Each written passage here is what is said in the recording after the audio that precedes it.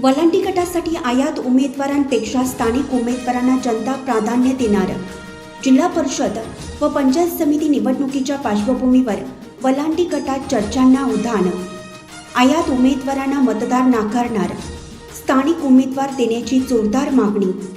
आगामी जिल्हा परिषद व पंचायत समिती निवडणुकांच्या पार्श्वभूमीवर वलांटी गटात राजकीय हालचालींना वेग आला असून सर्वसामान्य मतदारांपासून ते ज्येष्ठ नागरिकांपर्यंत सध्या एकाच मुद्द्यावर चर्चा रंगू लागली आहे। आयात उमेदवार नव्हे तर स्थानिक नेतृत्व हवे। गेल्या 15 वर्षापासून वलांटी गटात जिल्हा परिषदच्या निवडणुकीत बाहेरून आलेल्या म्हणजेच आयात उमेदवारांना संधी देण्यात आली आहे।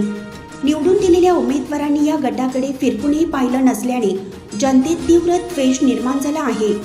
तर दरम्यानच्या काळात वलांटीसारख्या मोठ्या गावांचा मूलभूत सुविधांचा विकास न झाल्याने नागरिकांमध्ये तीव्र नाराजी निर्माण झाली आहे।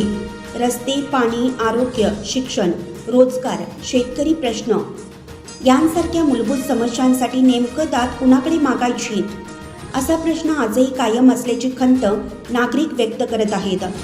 सध्या गावातील चौक, चहाचे हॉटेल, दुकाने, आठवडी बाजार तसेच विविध सामाजिक कार्यक्रमांमध्ये एकच चर्चा ऐकायला मिळत आहे।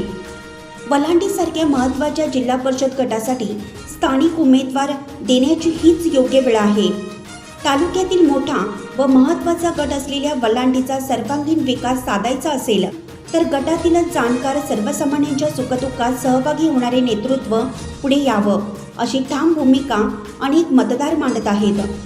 सत्ताधारी पक्षाने व विरोधी पक्षासह विविध राजकीय पक्षांनी यावेळी आयातचे प्रयोग टाळून स्थानिक